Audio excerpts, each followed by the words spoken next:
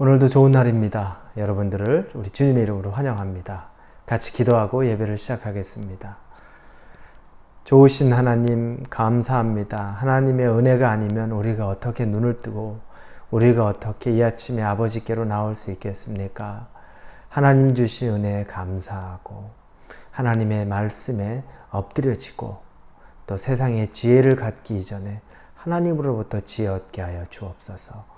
예수님의 이름으로 기도합니다. 아멘. 네, 오늘 말씀은 열왕기하입니다. 열왕기하 1장 1절부터 18절입니다. 1장 전체를 다 읽겠습니다. 1장 1절에서 18절입니다. 열왕기하 우리 같이 읽을까요? 아합이 죽은 후에 모압이 이스라엘을 배반하였더라. 아하시아가 사마리아에 있는 그의 다락 난간에서 떨어져 병들어 사자를 보내며 그들에게 이르되 가서 에그론의 신 바알세붑에게 이 병이 낫겠나 물어보라 하니라. 여호와의 사자가 디셉 사람 엘리야에게 이르되 너는 일어나 올라가서 사마리아 왕의 사자를 만나 그에게 이르기를 이스라엘에 하나님이 없어서 너희가 에그론의 신 바알세붑에게 물으러 가느냐. 그러므로 여호와의 말씀이 내가 올라간 침상에서 내려오지 못할지라 내가 반드시 죽으리라 하셨다 하라. 엘리야가 이에 가니라. 사자들이 왕에게 돌아오니 왕이 그들에게 이르되 너희는 어찌하여 돌아왔느냐 하니 그들이 말하되 한 사람이 올라와서 우리를 만나 이르되 너희는 너희를 보낸 왕에게로 돌아가서 그에게 고하기를 여호와의 말씀이 이스라엘에 하나님이 없어서 내가 에그론의 신 바알세붑에게 물으려고 보내느냐. 그러므로 내가 올라간 침상에서 내려오지 못할지라 내가 반드시 죽으리라 하셨다 하라 하더이다. 왕이 그들에게 이르되 올라가서 너희를 만나 이 말을 너희에게 한 그 사람은 어떤 사람이더냐. 그들이 그에게 대답하되 그는 털이 많은 사람인데 허리에 가죽띠를 띄었더이다 하니 왕이 이르되 그는 디셉 사람 엘리야로다. 이에 50부장과 그의 군사 50명을 엘리야에게로 보내매 그가 엘리야에게로 올라가 본즉 산꼭대기에 앉아있는지라. 그가 엘리야에게 이르되 하나님의 사람이여 왕의 말씀이 내려오라 하셨나이다. 엘리야가 50부장에게 대답하여 이르되 내가 만일 하나님의 사람이면 불이 하늘에서 내려와 너와 너의 50명을 살을지로다 하매 불이 곧 하늘에서 내려와 그와 그의 군사 50명을 살랐더라. 왕이 다시 다른 50부장과 그의 군사 50명을 엘리야에게로 보내니 그가 엘리야에게 말하여 이르되 하나님의 사람이여 왕의 말씀이 속히 내려오라 하셨나이다 하니 엘리야가 그들에게 대답하여 이르되 내가 만일 하나님의 사람이면 불이 하늘에서 내려와 너와 너희 50명을 살을지로다 하매 하나님의 불이 곧 하늘에서 내려와 그와 그의 군사 50명을 살랐더라.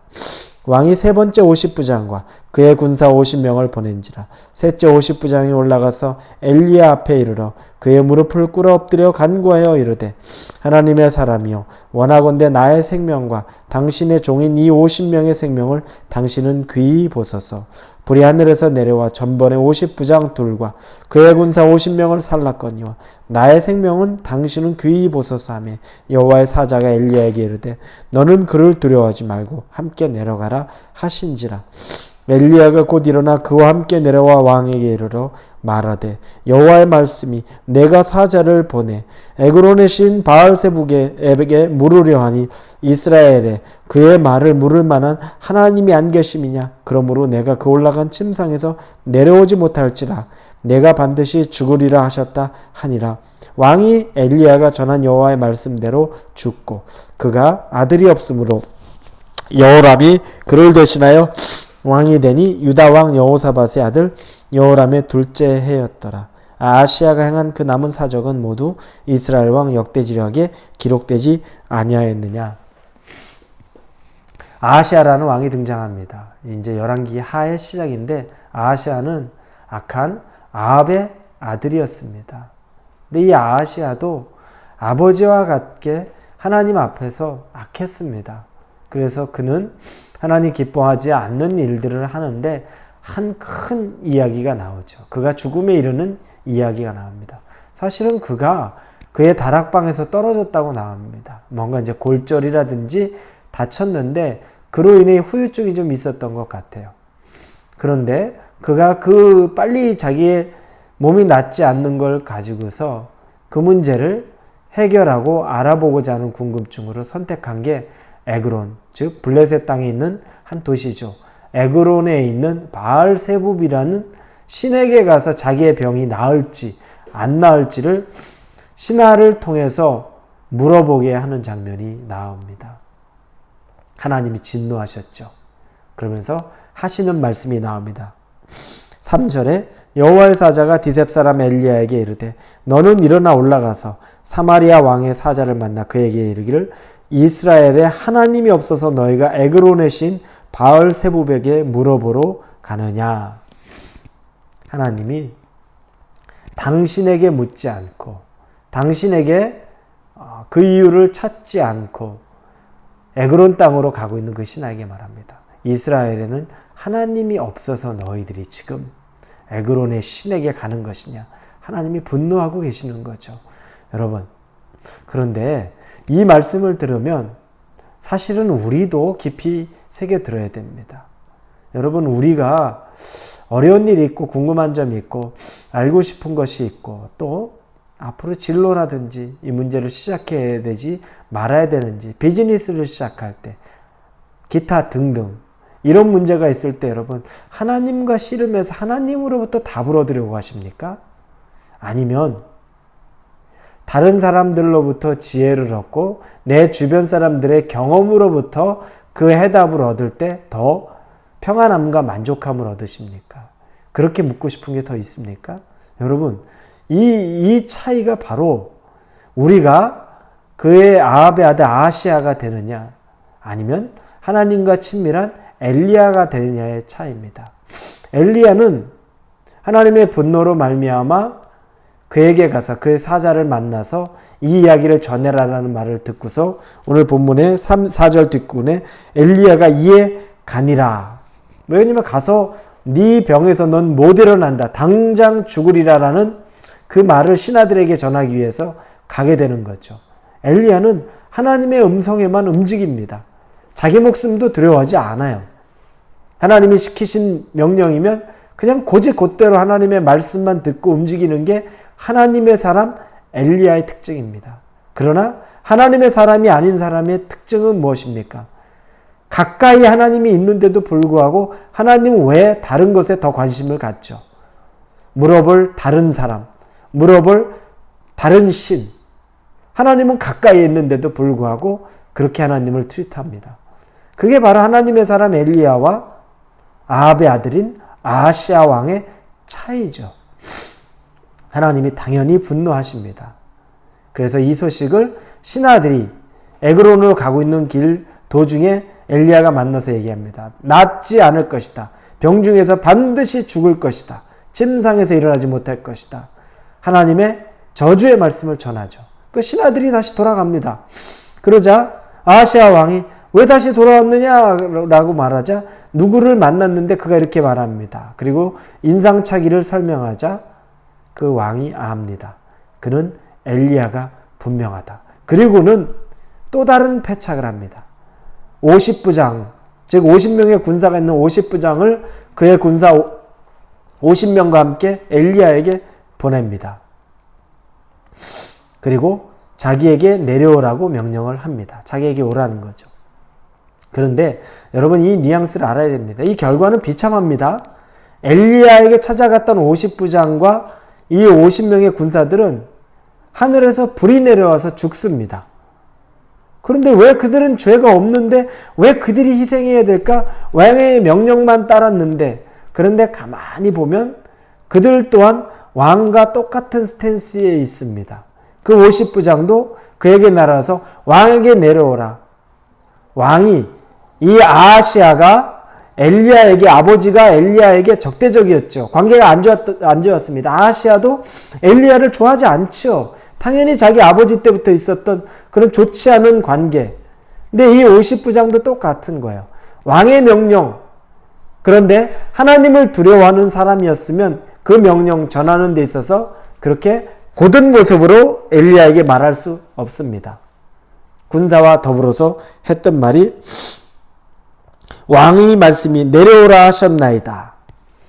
그리고 그 앞에 하나님의 사람이여 왕의 말씀이 내려오라 하셨나이다. 존칭하는 것 같죠. 그런데 바로 엘리야가 대꾸합니다. 내가 만약에 하나님의 사람이라면, 네가 나를 하나님의 사람이라고 말하는데 내가 정말 하나님의 사람이면 불이 내려와서 너희들을 다 죽일 것이다. 근데 진짜 그렇게 됐어요. 이건 역설적인 얘기예요. 뭐냐면 너는 나를 하나님의 사람처럼 여기지 않았어. 그럼 내가 본때를 보여줄게. 내가 하나님의 사람인데 하나님의 사람은 어떤 사람인지, 하나님은 어떻게 너희를 바라보시는지. 괜히 그들이 이유 없이 죽은 것은 아니라는 거죠. 그 두 번째, 또 그 일이 생기자 이 아하시아가 깨닫지 못해요. 그리고 다시 다른 50부장과 또 50명의 군사를 보냅니다. 여러분, 우둔한 사람이 뭡니까? 하나님이 이미 무엇을 원하지 않고 하나님이 무엇에 분노하시는지를 아는데 똑같은 일을 저지르는 겁니다. 여러분, 우리 깊이 생각해야 됩니다. 하나님이 우리에게 혹시 막는 길이 있습니까? 하나님이 우리에게 멈추라고 하는 것이 있습니까? 그만두라고 하는 것이 있습니까? 그런데 그런 사인이 왔는데도 무시하고 똑같은 일을 또 행해요. 영적으로 굉장히 답답한 거죠. 영적으로 굉장히 우둔한 거죠. 그렇게 해서 이 50부장이 갑니다. 그런데 이 50부장은 더 경솔한 자입니다. 뭐라고 말씀이 나옵니까? 11절에 뒤에 보니까 하나님의 사람이여 왕의 말씀이 속히 내려오라 하셨나이다 하니, 아하시아도 굉장히 교만한 사람이고 이 말을 전하는 50부장도 이미 그 이야기를 알고 있는데 본인도 속히 내려오십시오. 뭐 하는 겁니까? 똑같아요. 그러자 그도 똑같이 하늘에서 불이 내려와서 죽고 군사도 죽습니다. 그런데 이 아하시아는 세 번째로 또 보냅니다. 대단하죠.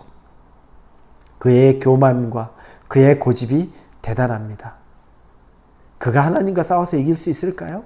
그런데 싸워서 이길 수 있다는 듯이 나는 군사 많어, 나 50부장 많어 라는 곳으로 또 보냅니다.